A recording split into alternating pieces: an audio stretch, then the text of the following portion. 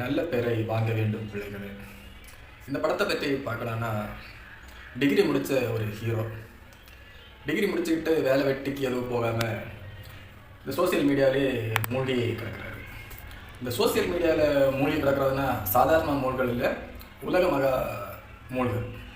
அது எப்படின்னா, இப்போ ஃபேஸ்புக், இன்ஸ்டாகிராம் அந்த மாதிரிப்பட்ட பேஜில் போய் ஆன்லைனில் எந்தெந்த பொண்ணுங்க ஆன்லைன் லைனில் இருக்காங்க அப்படின்னு பார்த்து அவங்களுக்கெல்லாம் ஹாய், எப்படி இருக்கீங்க, சாப்பிட்டீங்களா அப்படின்னு மெசேஜ் அனுப்புறது.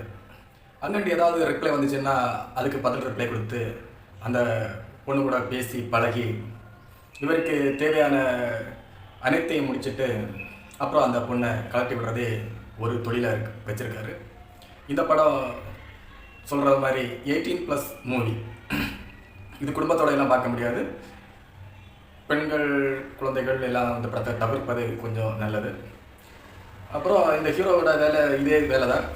எப்போவுமே இந்த மாதிரி நிறைய பொண்ணுங்களை உஷார் பண்ணி அவருக்கு தேவையானதெல்லாம் முடிச்சுக்கிட்டு கலட்டி விடுவார். இதே மாதிரி தான் ஒரு பொண்ணுக்கு மெசேஜ் அனுப்புகிறாரு ஹாய்னு. அங்கிட்டு ரிப்ளை வருது. உடனே இவர் முடிவு பண்ணிடுறாரு, இந்த பொண்ணு நம்ம கரெக்ட் பண்ணி உஷார் பண்ணிக்கணும் அப்படின்னு சொல்லிட்டு முடிவு பண்ணுறாரு.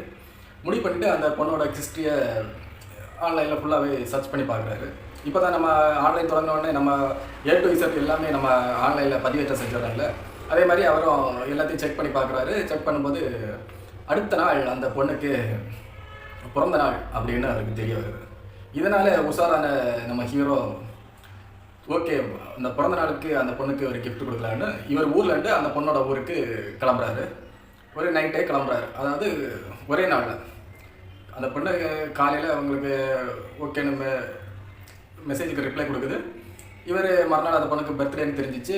உடனே அந்த பொண்ணை பார்க்கலான்னு சொல்லிட்டு இவர் ஊர்லேட்டு அந்த ஊருக்கு கிளம்பி போயிடுறாரு. பைக்கில் போயிட்டு அந்த பொண்ணுகிட்ட பேசி பழகி அந்த பொண்ணை வெளியில் கூட்டிகிட்டு போகிறாரு. பைக்கில் 2 பேரும் போகிறாங்க. போகும்போது இவங்களுக்குள்ள நிறைய பேசிக்கிறாங்க. சிங்கிள் மீனிங் இல்லை, எல்லாமே டபுள் மீனிங்கில் பேசிக்கிறாங்க. ரொம்ப ஓப்பனாக பேசுகிறாங்க. அதுக்கப்புறம் ஒரு கட்டத்தில் இவங்களுக்குள்ள என்ன ஆச்சு, என்ன நடந்தது, இந்த ஒரு இரவுக்குள்ளே இவங்க சந்தித்த பிரச்சனைகள் என்ன, இவங்க இந்த ஆன்லைனில் சந்தித்ததுனால ஏற்பட்ட விளைவுகள், இதுலேருந்து அவங்க மீண்டு வந்தாங்களா இல்லையா அப்படிங்கிறது தான் இந்த படத்தோட மொத்த கதையும். கதை சொல்லும்போதே உங்களுக்கு புரிஞ்சிருக்கும், இது குடும்பத்தோட பார்க்க முடியாது, ஃபேமிலியாக பார்க்க முடியாது. ஆனால் சப்ஜெக்ட் வந்து கொஞ்சம் நல்ல சப்ஜெக்ட் மாதிரி தான் இருக்குது. இன்றைக்கி இந்த ஆன்லைனால் என்னென்ன நடக்குது அப்படிங்கிறத கொஞ்சம் தெளிவாக காமிச்சிருக்காங்க. இப்போ நம்ம ஒரு சோசியல் மீடியாவில் ஒரு பேஜை ஓப்பன் பண்ண உடனே நம்ம ஃபுல் டீட்டெயில்ஸ் அதில் கொடுத்துட்றோம். அது சேஃப்டி இல்லையாங்கிறத நம்ம பார்க்குறதில்ல, நம்ம ஃபுல் டீட்டெயில்ஸ் கொடுத்துட்றோம்.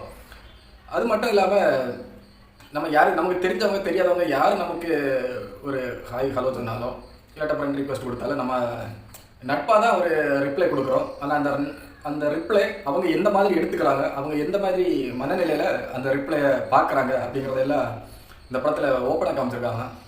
நிறைய சில அறிவிற்கத்தக்க வார்த்தைகள் எல்லாம் படத்தில் வருது. அதெல்லாம் கொஞ்சம் தவிர்த்துருக்கலாம். அதே மாதிரி முதலே சொன்ன மாதிரி 18+ மூவியானதுனால அந்த வார்த்தைகள் எல்லாம் அந்த படத்தில் வருதுன்னு நினைக்கிறேன். குடும்பமாக பார்க்க முடியாது, யங்ஸ்டர் பார்க்கலாம், பார்க்க வேண்டிய படம். ஆனால் இந்த சோசியல் மீடியாவில் நம்ம ஃபுல்லாக மூழ்கி கிடக்கிறதுனாலையும் தெரியாதவங்க நமக்கு சில பல மெசேஜ்கள் பண்ணும்போது நம்ம தெரிஞ்சும் தெரியாமலும் அதுக்கு ரிப்ளை கொடுக்கறதுனாலையும் அவங்க கூட தெரியாமல் பழகுறதுனாலையும் என்னென்ன விஷயங்கள் நடக்குது, நாட்டில் நடக்குது அப்படிங்கிறத கொஞ்சம் தெளிவாக சொல்லியிருக்காங்க.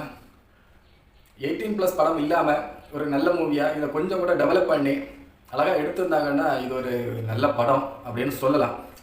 ஏன்னா இந்த படத்தில் அந்த டபுள் மீனிங் ப்ளஸ் வந்து இவர் இந்த பொண்ணுங்களை கொஞ்சம் தரக்குறைவாக நினைக்கிறது ஹீரோ, இந்த மாதிரி விஷயங்கள் இந்த படத்தில் நிறைய வருது. ப்ளஸ் டபுள் மீனிங் வார்த்தைகள் எல்லாம் படத்தில் ஒரு 3/4 சீனில் தான் வருது.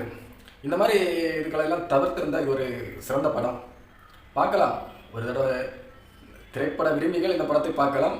பெண்கள், குழந்தைகள் படத்தை தவிர்ப்பது நல்லது.